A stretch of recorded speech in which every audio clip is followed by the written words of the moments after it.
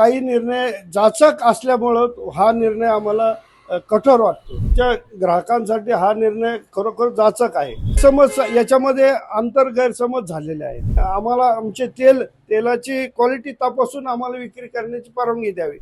ग्राहकाचं मरण होतंय. आमच्यासारख्या विक्रेत्याचं, पारंपरिक विक्री करणाऱ्यांचं, तेल विक्री करणाऱ्यांचं 100% अडचण येणार आहे.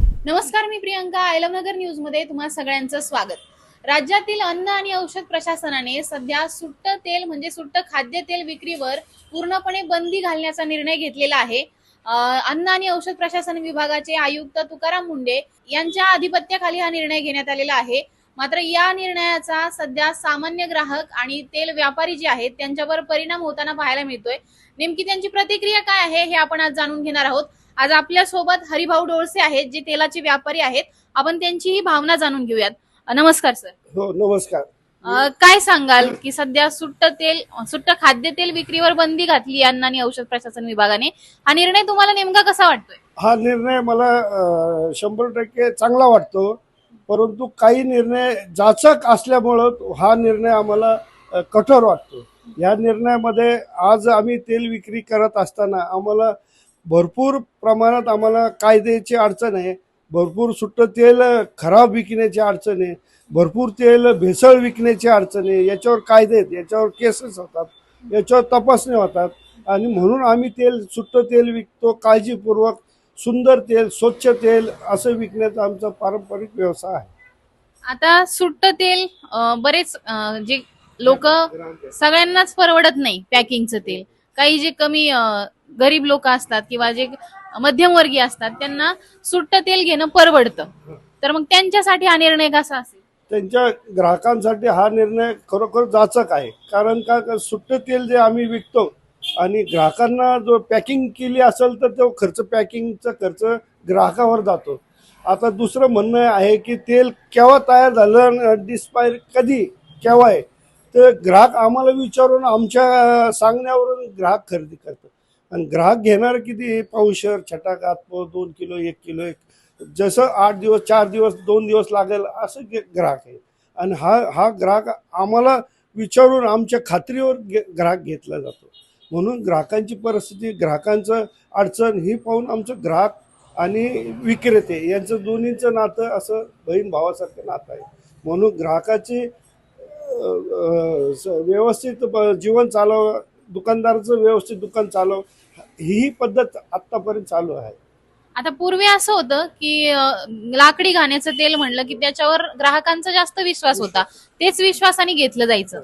मात्र आता सरकारच म्हणते की तेल विक्रीसाठी बंदी आहे त्या, आणि पॅकिंगचं तेल लोकांना अलाउड केलेलं आहे. तर तुमचं काय, तुम्ही कसं पाहता याच्याकडे? त्याच्याकडे आम्ही असं पाहतो की कालपर्यंत जोपर्यंत आदेश नव्हता तोपर्यंत ग्राहक हा आमच्याकडे 100% विश्वासाने घेतो आहे. विक्रेता कसा आहे याच्यावर विश्वास ठेवून घेत आहे. भेसळ करणारे प्रकार लोक भरपूर आहेत. त्याच्यात भेसळ करणे, जास्त पैसे कमवणे, नफा कमवणे हा प्रकार बरोबर आहे. परंतु गैरसमज याच्यामध्ये आंतर गैरसमज झालेले आहेत. ह्याच गैरसमजातून ग्राहकाची व्यवस्था व्हावी, दुकानदाराचा व्यापार व्हावा, आमच्यासारखेचे दुकानदारांचं बी प्रश्न जास्त अडचणीचं येऊ नये म्हणून ग्राहकांचं हित साधावं, दुकानदाराचं हित साधावं. आणि सुट्ट तेल आम्हाला आमचे तेलाची क्वालिटी तपासून आम्हाला विक्री करण्याची परवानगी द्यावी. म्हणजे ग्राहकाला सोयीस्कर, छटाक आज 10-20 रुपये, 40 रुपये, 50 रुपयाचे ग्राहक घेतात, त्यांना सुलभरित्या तयार होईल असा कायदा करावा. आणि आम्हाला कायद्याची अडचण आणावं, आणखीन आमच्याकडनं तपासण्या करून घ्यावं आणि ते तेल आम्हाला विक्रीला परवानगी द्यावी. आता जर ग्राहकांना कमी तेल घ्यायचं असेल तर ते तेवढ्या याचं पॅकिंग तुमच्याकडे आहे का? नाही, एवढं पॅकिंग घ्यायला, एवढं पॅकिंग व मशिनरी आणायला, एवढं हे आम्हाला दुकानदारांना परवडणार नाही आणि कधी ते आमच्याकडनं होणार नाही. आणि त्याच्यामध्ये जे ते तेल येतं आमच्याकडनं आणि त्याचं जे तुम्ही आज तयार झालेलं तेल आणि उद्या तेल किती दिवस वापरायचं याचं जे तपासणी जर केलं तर त्याचं तपासण्या करून आम्हाला तेल विकावं लागेल.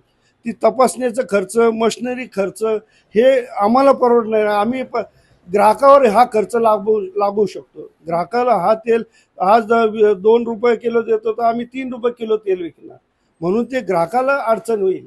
आता जर खाद्यतेल हे पूर्णपणे विक्रीसाठी बंद झालं, सुट्ट खाद्यतेल, तर याचा तुमच्या व्यवसायावर काय परिणाम होईल? आमच्यावर उपासमारीची पहिली वेळ येणार. दुसरा, ग्राहकावर 200 रुपये किलो असलेले तेल ते 300 रुपये किलोनी त्यांना घ्यावं लागेल.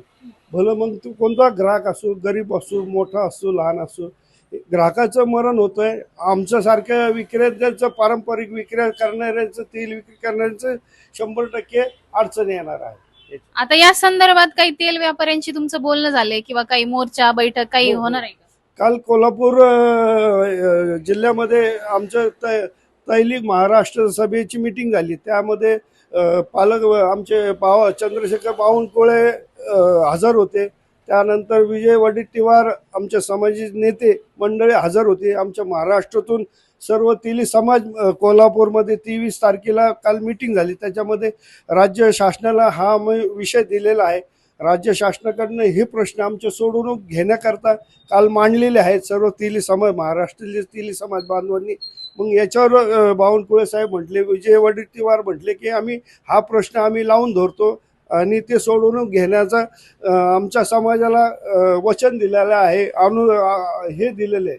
आणि आपला प्रश्न सौम्य कसं होईल याच्यावर सरकार आणि अधिकारी याच्यावर विचार करणार आहेत, मंथन होणार आहे मुख्यमंत्र्यांसमोर. तर काल आम्हाला आश्वासन दिलं आहे, सुट्ट तेल विक्रीसाठी जे जाचक नियम आहे ते काढून घेण्याचा प्रयत्न ते करणार आहेत, असं आम्हाला कळवलेलं आहे.